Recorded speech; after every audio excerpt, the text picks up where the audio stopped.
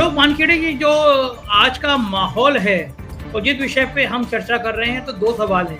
पहला तो ये कि अगर आपको प्रधानमंत्री जी इंटरव्यू दें, हालांकि वो देंगे नहीं, आप जैसा बोलते हैं तो कभी नहीं देंगे वो आपको इंटरव्यू, लेकिन वो इंटरव्यू दें तो आप भी ऐसे सवाल पूछेंगे कि आप आम काट के खाते हैं या फिर चूस के खाते हैं।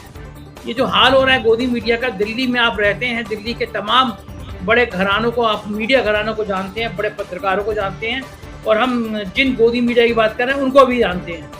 तो इस हालत में यही सवाल होंगे कि आम काट के खाया जाए या चूस के खाया जाए, या कुछ भविष्य, कुछ उज्जवल देख रहे हैं आप? भविष्य तो कुछ उज्जवल दिखाई नहीं देता मुझे। आम और अमरूद इसके सिवा बात नहीं होगी, क्योंकि सवाल पूछता कौन है ये भी आप देखिए, उसका कैलिबर क्या है। सबसे पहले प्रधानमंत्री को तो अपना इंटरव्यू लोग देखे, इसके लिए बॉलीवुड का एक एक्टर अक्षय कुमार, उनको लाना पड़ा। अक्षय कुमार की जिंदगी गई स्क्रिप्ट के हिसाब से, डायलॉग मारते मारते उसी स्क्रिप्ट के हिसाब से उन्होंने सवाल पूछा। फिर बाकी जो पत्रकार आप जो बात कर रहे हैं कि जो प्रधानमंत्री से बात करते हैं, उनकी इतनी औकात नहीं कि प्रधानमंत्री को यह पूछे कि आप समाज को काट के और इस देश के पूरे अर्थव्यवस्था को चूस करके क्यों खा रहे हैं। ये पूछने का नहीं, क्योंकि बेसिकली ये लाने के लिए संस्कार होने होते हैं, कैरेक्टर होना होता है। सुनील जी की मैं उस बात को नहीं मानता कि पत्रकारों की स्थिति बहुत बुरी है। सवाल ये है कि मैं सुनीलम जी को एक सवाल पूछ सकता हूँ। मैंने ऐसे कई विधायक देखे कि जो एक विधायक एक बार आ जाते और मर्सिडीज में घूमते, करोड़पति होते, अब्जोपति होते, फ्लाइट में घूमते। सुनीलम जी, आपने ये जो सामान्य जिंदगी जीते हैं विधायक रहने के बाद भी, ये आपको क्यों करना पड़ रहा है? आपके साथ अन्याय हो रहा है, ऐसा तो नहीं मैं कहूंगा, क्योंकि ये जो फील्ड है ये आपने चूज किया है। आपने जनसेवा, संघर्ष समाज के लिए तय करना, यदि आपने तय किया है तो आप ये करोगे। तो फिर आपके लिए करोड़पति बनना, पैसा लेना, वो तो सारे विधायकों के लिए सुविधा है। आप भी 4-5 लोगों की कॉर्पोरेट हाउसेस की दलाली करके पैसा कमा सकते थे, आपने नहीं कमाया, क्योंकि आपके कैरेक्टर में नहीं। पत्रकारिता में कोई पीले चावल लेके किसी के घर नहीं आया था कि तू पत्रकार नहीं बनेगा देश की पत्रकारिता समाप्त हो जाएगी। पत्रकार आप चॉइस से होते हो। पत्रकारिता यदि आपने चॉइस से ली तो फिर उस पत्रकारिता को उसी तासीर से करना चाहिए। यदि आप दलाली करने पत्रकारिता में आए हैं तो फिर आप पत्रकार नहीं। और ज्यादा से ज्यादा लोग दलाली करने के ही मोड़ में आते हैं। मैं मानता हूं कि आजकल हमारे टेलीविजन चैनल हो या अखबार हो, ये किसी ना किसी बड़े उद्योग घराने से जुड़े हुए, लेकिन उसके बावजूद भी मुझे नहीं लगता कि मुकेश अंबानी, रोज इतना टाइम है मुकेश अंबानी के पास, को टीवी 18 के अमीश देवगन का स्क्रिप्ट देख के बोल रहे होंगे कि हाँ अमीश आज रात को यही बोलना आप, क्योंकि वो एक कॉर्पोरेट हाउस है। तो एक लिमिट तक आप उसको आप नहीं कर सकते, डायरेक्ट अटैक नहीं कर सकते। लेकिन यदि किसी राज्य में, बीजेपी के राज्य में किसी महिला पे बलात्कार होता है और बलात्कारी खुले घूमते हैं या बलात्कारियों का समाज स्वागत करता है, कम से कम वो बात ना दिखाने के लिए और उन लोगों की निर्भसना करने का, तो मुझे नहीं लगता मुकेश अंबानी भी मना करता हो, क्योंकि आपको ये दिखाना है more loyal than the king. यदि आपको ये लगता है कि हमारा मालिक थोड़ा सा सरकार को फेवर में, और कौन उद्योगपति है, इस देश का कोई उद्योगपति नहीं है जो सरकार के खिलाफ जाता है, लेकिन हमारे यहाँ जो ये भीड़ लगी हुई है, ये जरूरत से ज्यादा अपने आप को लॉयल बताकर अपने भी झोली में कुछ डलवाने का प्रयास करते हैं।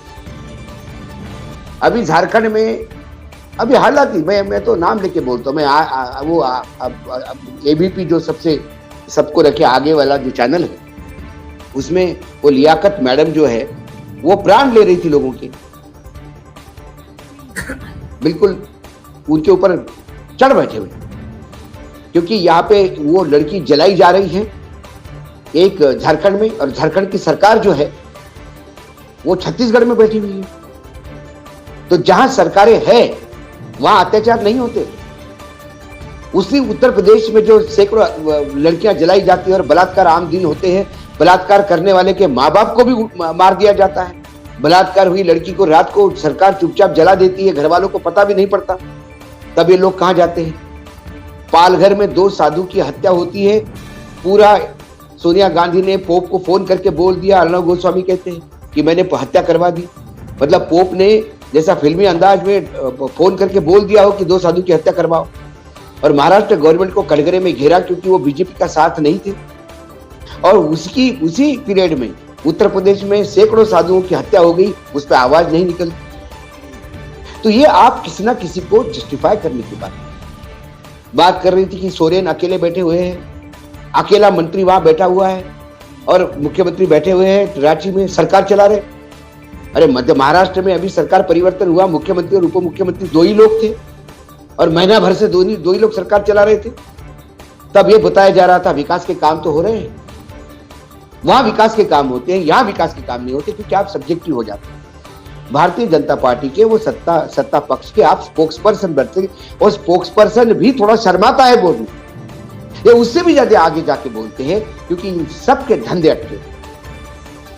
इन सबको लगता है कि हम जितना ज्यादा बोलेंगे कहीं राज्यसभा मिल जाएगी, कहीं पद्मश्री पद्म भूषण मिल जाएगी। लेकिन ये फिर भी मैं एक तो मार्क इस मामले में तो नरेंद्र मोदी को देता हूं मार्क, उन्होंने तमाम ये जो भांडगिरी करने वाले तमाम जो दलाल टाइप जो पत्रकारिता में घुसाए हैं, इनको ना कभी पद्मश्री दिलवाया, ना कभी उन्होंने राज्यसभा का कोई लॉलीपॉप दिलवाया। सब साइड को पटके हुए दुखी है और बोलते हैं हमने कांग्रेस के लिए इतना किया होता और कांग्रेस की सरकार होती तो राज्यसभा मिल जाती। और पहले ऐसा होता आ रहा है और उसी लालच में ये काम कर रहे हैं। रही बात लोगों की, मैं ये बात को मानता हूं कि सोशल मीडिया, ये प्लेटफॉर्म 4PM जैसे प्लेटफॉर्म है, इनको बहुत भारी तादाद में लोग देखते हैं। लेकिन संजय भाई ये बात भी उतनी ही सच है कि टेलीविजन माध्यम रूरल एरिया तक इतना फैला हुआ है कि वो कहीं ना कहीं इस बात का इंपैक्ट डालता है कि टीवी पे क्या दिखता है। तो आज महाराष्ट्र में जब 50 खोके सब कुछ ओके, 50 खोके, ये इतना बढ़ गया और महाराष्ट्र में अभी चैनल इतने बिके नहीं है, वन साइडेड नहीं हुए कि आप कितनी ग्रामीण क्षेत्र में भी जाइए तो वो रूरल सबसे ग्रामीण गांव में जहां टेलीविजन का बड़े वो बैटरी पे टेलीविजन लगाते, गांव में इलेक्ट्रिसिटी नहीं आती, तो वो भी कहता है कि 50 खोके तो ले ही लिए। वैसे जब आप ये बोलते हो विश्व गुरु बन गया है देश और अर्थ स्थिति बहुत ठीक है, तो ये गांव के लोग भी कहते हैं कि बोले महंगाई तो हो गई है, लेकिन फिर भी कहते हैं कि भाई हम तो अब विश्व में गुरु, लोग पूरे विश्व हमको देख रहा है गुरु करके। या जब ये बोला जाता है कि ये पेट्रोल इसलिए महंगा हो गया है कि आर्मी वालों के लिए बंदूकें खरीदी, तो गांव का आदमी ऐसा देखता है कि जैसा वो पहले उत्तर प्रदेश के पुलिस जैसा हमारा आर्मी का जवान मुंह से ठो ठो करते हुए लड़ रहा था, अभी तक बेचारा पहली बार अब पेट्रोल की कीमतों बढ़ने पे उसको बंदूक मिली। तो इसमें सबसे ज्यादा जो गंदगी फैली हुई वो मालिकों से भी ज्यादा ये जो भेड़िए घुसे हैं पत्रकारिता का को कपड़ा पहन के, इन भेड़ियों को आइडेंटिफाई करना बहुत जरूरी है और समाज करता है। इसीलिए जब आज तक की एंकर जाती है बिहार में तो उसके खिलाफ नारे लगते हैं। मैंने पत्रकारों के खिलाफ नारे लगते हुए नहीं देखा।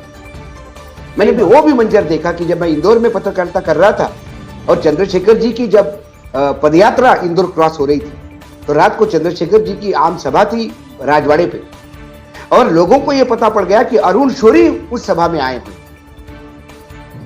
तो अरुण शौरी इतने नारे लगे कि सभा में चंद्रशेखर जी के पहले अरुण शौरी को स्टेज पे लाना मजबूरी हो गया ऑर्गेनाइजर का, और अरुण शौरी ने 4 शब्द बोले, माफी मांगी और बोले अब चंद्रशेखर जी को मैं भी सुनने आया हूं, मैं भी रथ यात्रा, ये उनकी जो पदयात्रा है ये कवर करने आया।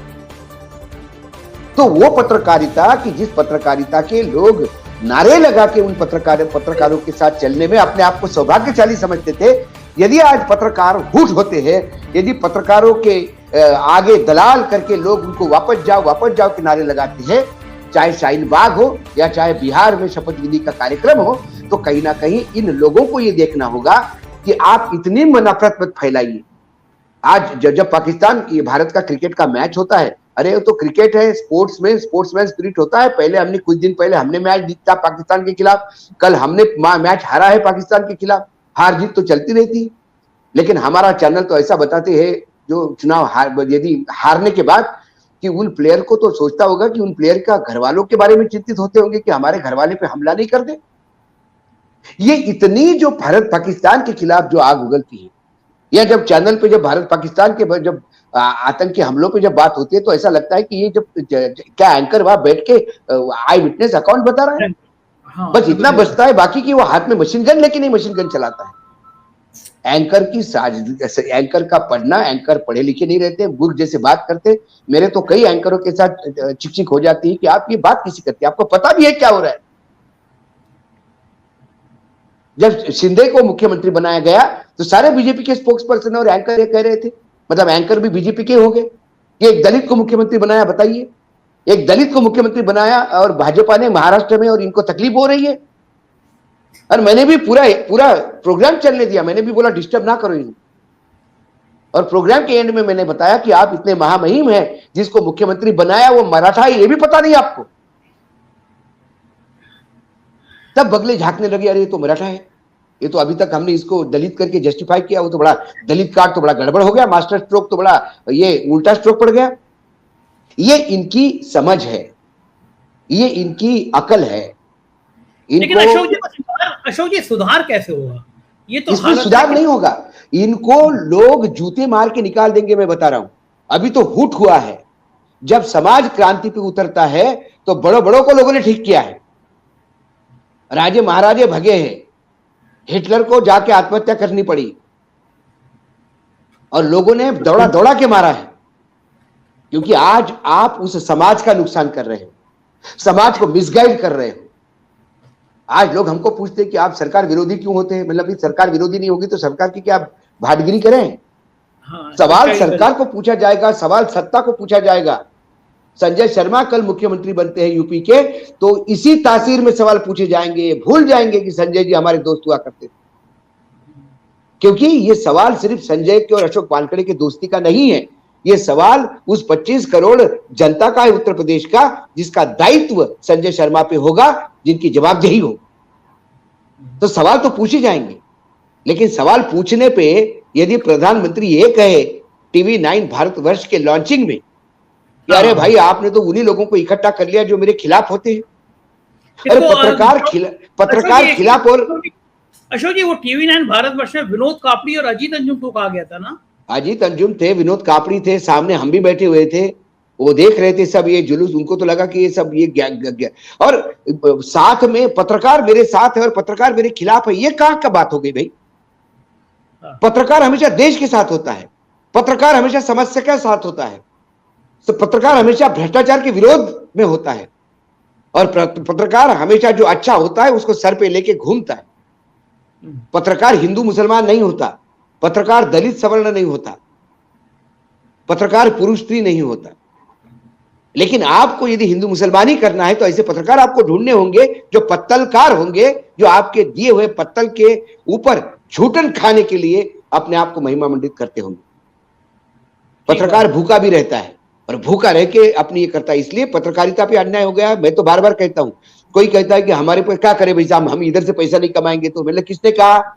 चाय की दुकान लगा, पकोड़े बेच, चाय की दुकान लगाएगा तो प्रधानमंत्री बनने का दावेदार होगा, पकोड़े बेचेगा तो लोग तुम्हें रोजगार माने जाएंगे।